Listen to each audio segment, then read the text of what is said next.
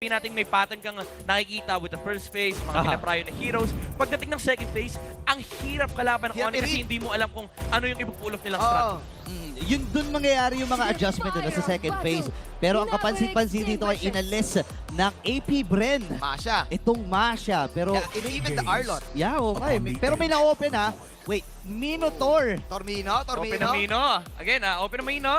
So, first pick priority, pwede namang Navaria, Vexana. Yan ang pinakamataas na first pick hero ng AP Bren. But then again, mataas din ang kanilang pagbibigay ng importance sa mga roam heroes. We'll see kung ano yung kukunin dito ng AP Bren. Interesting lang na sila mismo nagtanggal nung Masha. Kasi last time na nakita natin ng AP Bren, Sila. drinaf nila yan, first pick. Tayo din nagkas na naalala ko. Tayo din yun. Nabaliw din tayo nun. Nagulat tayo, nagmasha sila. I think that was Ogwin? Tama? Ogwin, mas Ogwin. Oo, Ogwin yun. Ngayon, titignan natin kung roam pa rin ba ang priority ng AP Bren. Agree ako kay Midnight kasi dito pag nag-second phase ng draft, doon magiging interesting yung laban natin. Knowing why not. Naku, si Why Not kasi dati pa lang natin, makita mo yung pangalan niya dati sa mga LAN games, makita mo yung Why Not, kakabahan Sa LAN games no? sa LAN Alam na games alam mo eh. If you know, you know eh. If you know, you know eh. Anyways, Joy pare. Joy. So, itong Joy ay hindi pa natin alam. Is this an XP or talagang jungle na? Okay, ito kasi yung kinagandaan niyan. AP Bren, even though matagal na nating nakikita yung Joy parang bumaba pagdating sa priority selection, ang kinagandaan sa AP Bren, hindi naman. Tatlo yung naglalaro sa kanila ng Joy. Pwede mo ilagay sa jungle, pwede mo ilagay sa XP, at pwede mo rin ilagay sa mid. But Onyx, they would stick with the normal draft pattern na usually nakikita natin, yung Fredrin priority, and then carry. Ayun para na kay Kelra. Napakaagang carry pick na to Masasabi ko based on experience ang sarap mag-carry lately pare. Oo. Kita mo yan, win streak tayo dyan. Oo. Tapos binigay mo pa kay kay Gold Ayan na! Ayun lang. Naku, ay! Ayun lang. Kumaalala natin, si Super Marco rin ang unang nag-Roger dito sa Ayun FPLPA. lang pare, nakita ko to kahapon eh. Ang sakit sa bangs. Bakit masakit ang bangs mo? Nawala na yung bangs ko eh. Pero yung Angela Joy, yung combo na yan ang pinaka gugustuhin mo kapag meron kang Joy jungle. And then also yung Roger, napag-usapan to kahapon, it is a good lane matchup laban sa carry. Carry, oo, level 1 kasi sabihin ko sa inyo una makuha na Roger ngayon, Roger wins games. Roger T tol eh. Okay. Kaya may pang-counter kami sa Roger. Anong pang-counter sa Roger? Pinakamaganda. Lancelot, okay. Kaso yung Lancelot, tingnan natin, bibiliin pa. Nag-Fredrin na eh. Oo nga. Nag-Fredrin na eh. Parang masasabi natin na itong Fredrin, sobrang hirap i-pull off ng XP lane na Fredrin. So most likely, pwedeng ilagay na ito ng Onyx Philippines. Staple na yan eh. Sa, Tsaka sa jungle. si King Kong lately, utility ang kanyang binabanat kapag pinanood mo yung mga laro ng Onyx, serving as the support tank for his team. Now, ito yung matchup Midnight, alam ko nag-gold ka ngayon. Sinabi mo kanina, level 1 Roger. May nakita pa akong interview kahapon, nakalimutan ko na sinagsabi, pero level 1 pa lang kasi ng Roger, masakit na. Si Kusei. Masakit na. Si Kusei nagsabi nun. Kasi pag level 1 ka, ang daya, dalawa kagad yung skill. Oo, nag-wolf eh, nagiging wolf eh. Nagiging 8 kahaba eh. Oo. Dami mong skill, no? Pero, most first blood kills, Number 1 Number one. easy. Ay, totoo naman kasi 'di ba there was a time na yung record ng AP Bren 100% first blood ratio. First blood yan, And usually nangyayari yun sa first turtle. Kaya marami yung kay Kyle TZ kasi syempre nasa turtle tayo lahat, 'di ba? Makikita kay Kyle, sabi niya, ang kulit niyo, kino-contest niyo yung turtle ko Oo. Aggressive din talaga sila. Eto na dito magkakatalo yung sinasabi ni Midnight.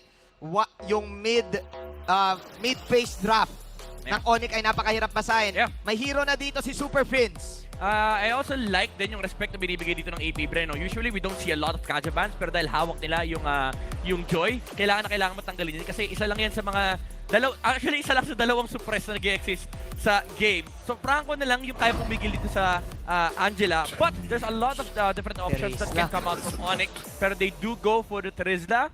Decent ito kasi at least meron kang panghuli doon sa Roger and meron kang natural sustain hero sa may frontline. Isa sa mga bread and butter yan ni Gem, ang Terizla. Mukhang nirespeto dito ng AP Bren ay Kaja. This time, wala pang hero si idol ng mga kids. Hindi pa natin alam kung saan pupunta tong Angela na ito. May chance nga kung nakunin pa nila yung Minotaur dito eh. Tapos mag-phosphor yung Angela. Angela, no? Ay. Ultra kunat lineup to. Kung ganun. Ultra heal. Oo. Healing galing. wala talagang mamamatay, no? Pero ang gusto ko yung sinabi mo kanina, Midnight, pwede pang ang Joy mid to, Oo. Ang dami natin pwedeng tingnan. Kahapon, nakikita tayo ng Roger Jungle, di ba? Kumaga, flexi pa sa all right. Oh. Okay. Okay, pause for Angela. Alright. And I like this. Glue against sa Terizla. Even though sabihin na natin hindi ganun kaganda yung laning matchup na yan. For the longest time, kilala natin si Pew. Medyo wala siyang, Flapeezy. Medyo wala siyang pakialam kapag kalaban niya yung Terizla. Ang trabaho niya lang naman is i-zone out yung carry. And Oo. kung ito nabanggit kahapon, it is a decent X-Plane to deal with the carry kasi single target lang. Ang hirap niyan. Si carry. Yeah, ang hirap niyan, hindi ka yung carry, like for example, hindi siya Claude na nagbe-benefit dun sa mga units. Yep. Ang hirap niya pag nakakapit Oo. yung glue sa carry, kahit pag phantom step ka, babalik Sasama ako sa pa rin, inyo. eh. Oo. Pag Yun nga. nag-split siya, harapan ka lang yan eh. Oo. Oo. At saka ayaw mo kasi yung passive ng carry, kapag nag-change target, nawawala dun sa main Ay. target. Ayan So ayaw na. mo maraming units, ayun na nga yung kakaiba, pare. Ha, ang ganda ng draft ng AAP, Ben. Medyo telegraph yung Franco pick kasi Binay ng usually Kaje. up against the Franco, Ruby is a decent matchup kasi may pang-cancel ka nung kagat, yung Bloody Hunt Oo. ni Franco. And also, you are able to punish. If ever may kagatin yung Onyx dito, naturally magko-collapse sila para mapatay yung target. Ruby finds that nice kasi pag nagdikit-dikit kayo, ang dali nyong hilahin lahat. Tsaka, yeah. tsaka napapansin natin, no, kapag may Fred rin talaga, itinatapat yung glue. Dahil nga kapag objective taking, inilalayo lang nung glue Yeah. pagdating dun sa retrihan, no? Kasi hindi super nakakapitalize yung yung ultimate plus the retry. Pero ngayon tingnan natin dahil mainit yung matchup. Nakaka-excite to kasi nga minention natin yung mid part ng draft. Hindi mo agad-agad mababasa ang Onyx at ang pinili ni Kingpin. Why not? Para kay Escalera ay Franco. Alam natin to, ilang beses tayo nakita ng Franco games na nagiging 50-50 kapag late game. One hook, one kagat, pwedeng magbago ang laro. Nagme-make sense din kasi may Joy ang kalaban. So kakayanin ba ng Onyx Philippines pigilan ang gustong mangyari ng AP Bren na ma-sweep lahat sa first round nila? Yeah, realistically, dito sa game number 1, I would say this is the first time na since week 1, I feel like Onyx was not able to draft like the way they wanted. Hindi naging flexible yung draft nila. Medyo reactive sila sa ginawang drafting pattern ng AP Bren. Aha. Which does coincide sa keys to victory natin na ginamit ng AP Bren yung flexibility rin ng draft nila para Aha. mag-react yung Onyx. And in a way, hindi tayo nakakita ng keso picks mula sa Onyx Philippines. Kapag sa ganito, Baborito, pag nakikita mo na flexible yung drop, ano ba una pumapasok sa isip mo dyan? Minsan pag nagda-drop ka, pare.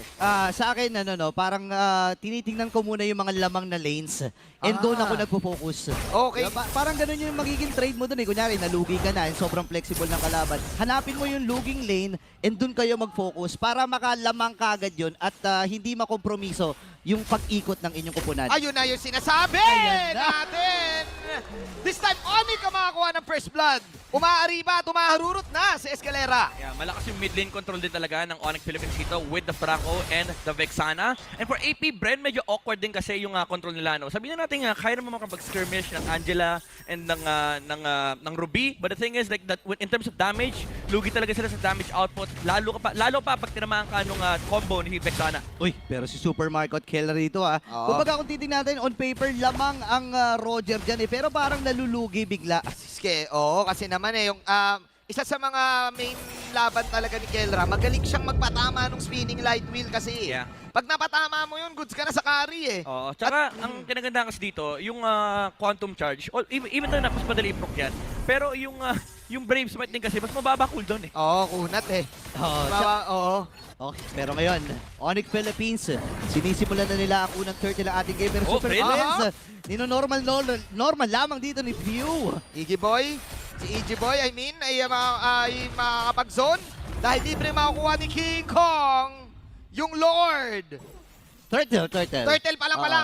Aga ko, excited ako. Exciting kasi yung laban eh. Oo, 4 exciting. PM pa lang, Manjin. 4 PM pa lang pala. Nung oras na rin kasi. Ulitin ko, nakuha ni King Kong yung turtle. Yun. Yun. Typically, Thank you. nakikita natin yung mga teams na nagko-contest ng mga turtle. Pero AP Bren, they understood well na medyo may hirapan sila i-contest ng first turtle. So instead of actually trying to go to that area, si Pew naghaharap na lang ng punch dito. And as well as si Kyle TZ nag-farm na lang. By the way, Master Ogwen. Pew Ruby. Oo nga. Ha! Okay, alright. 100 assist na do si Master Ogwen sa season na to. Pero pinag-usapan natin kanina, akala natin si Pew ang magjejela, Oo. pero palit pala. Ang kinagandahan dito, may damage siya ni Yun nga Ever. eh. Alam naman natin si View, sanay yan sa mga mid laner na may damage eh. Oo. Bahala natin, mga Gusion, mga Julian. Carry talaga dati kasi yan eh. Kung ngayon ka lang nanonood, kung naabutan mo pa yung idol ng mga kids. Carry talaga dati yan. Malamang nanonood si Tets dyan. Tapos sinasabi ni Tets, aba, dati kampi ko to may damage to dati Ganun. Oo, Ngayon dumamage siya bilang Ruby. Masakit yan, di ba? Oo, masakit yan. Kasi kapag nahila ka niyan, nagbibuild ng damage. Depende kung ano ibibuild na items dito ni Few, no? Pwede rin naman kasi siya magtangke. But essentially, mas amplified yung existence ng Ruby kasi Okay. makakakuha siya ng items. May hook na gagawin dito. At nakagat View! Aha! Ang babagsak doon sa naging skirmish na yun. Pero ngayon, may purple buff na puntirya dito ang Onyx Philippines si Ogen. Kinakabitan lamang siya doon ng mga Alright. love waves at kung ano-ano Oh! pa, Kyle TZ. Nanakaw! Nanakaw yung purple buff. Pero naibaban niya na doon yung kanyang sayaw. Pero si Kelray nandito na Oh! doon yung ultimate mula kay Jem. At kailangan tumakas si Kyle TZ pero hindi siya makatakas dahil nasa iba na nga rin siya. At tuloy-tuloy sila rito. Ngayon, may ipit si Flap TZ. Wow! Sa mga members ng Onyx Philippines, takbo muna si Super Marco. Same with Owen and Few. At dalawa magiging casualties sabay punta sa turtle buff. Ay, grabe! Ang daming bonus! Eto Na yun. nakuha ng Onyx Philippines. Ito, totoo na to. Nakakuha pa ng turtle! Ito yung kinagandahan sa playstyle ng Onyx Philippines. They don't shy away from playing aggressive sa early game pa lang. 4-man group up, rotation towards the purple buff, and napakaganda nung landing ng penalty zone mula kay Jeff to punish this Joy. Hindi pa Kagat! sila tapos! Ako nag-purify na siya dito. At the Bloody Heart! Nakapagsalang din ang Praisers Back. Sapat yung damage nila to take a Super Marco down. Habang si Pew ay narito, ang punteriya lang niya ay i-clear yung mga minions para mapigilan yung ginagawa dito ng Onyx. Minimension natin to kanina, yung Hook City na pwedeng idala ni Escalera sa laban na to. 3 kills na nakita natin mula sa Onyx ay dahil doon sa pag-umpisa ni Escalera. Kanina mga hook lang pero meron pang flicker kagat. Bilang itong Franco, 2-0 and 2. 4 kills na yung naiaambag. Humaharurot na naman. Naalala ko dati si Bentix yung ganito ni Escalera. Ngayon siya na. Siya na. Siya na yung Franco man. Adjustment din of course kay Escalera. Nakita natin siya na iba ang role ng mga nakaraan niyang eras. Pero ito na ang Tank Escalera Gaming. Ayaw nang bigyan ng pagkakataon eh. Sabi ni King Kong dito, men. Nanakaw pa. Next game ka na maglaro, siguro game 2 na. And yun yung ginagawa nila kay Kyle TZ. Alam kasi nila na may kabitinan po yung damage ito Oo. sa early phase eh, di ba? Naku, pag sinidnight yung jungle niya at hindi siya nakakuha ng purple. Oo. Pre! Oo, yun yung Pasama, sinasabi. pre. Pasama sa Pero, Gano'n ka bad trip yan? Bad Gano'n trip ka na ba? Bad trip yan. So, Oo. kasi nawawala ka na ng farm, nawawala ka ng resources, kinokontrol pa yung side ng mapa mo. And ito yung kinagandahan sa, again, sa laro ng Onyx, no, na they don't really shy away from playing aggressive. And si King Kong din kasi, being a friend rin, wala ka namang kailangan hintayin. Yeah. Basta, may skill ka, may HP ka, meron ng stacks. Oo nga Bakit ka magpa-farm sa jungle mo? Farm mo yung jungle ng kalaban. Makunat ka naman. Tsaka, ang kinagandahan din kasi dito, yung build niya, tsaka yung emblem choice, it allows and incentivizes yung early game aggression. Meron siyang Impure Rage dito, and hindi naman na siya mana reliant. Kapag wala kang mana, it adds up to the HP na nakukuha mo from your skills. Yun And nga. naka-support emblem din kasi siya.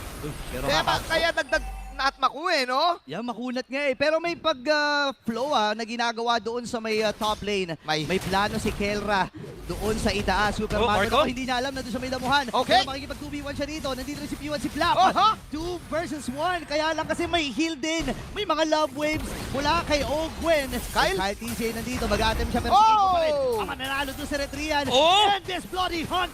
Nakasalim si Ogwen pero sapat ba? Yung heal. Ay! Bibitaw niya. Nahilapag na si Iggy Boy. Habang nandun yung penalty zone. Isa lang ang inabutan. Si Flap yun. At ang kupunan ng Onyx Philippines. Nananalasa na. Grabe, 1-for-1 situation. That's Kelra down pero Onyx pa rin ang nagwagi doon. Ang dami nila nakuha. Oh my goodness, ang ganda.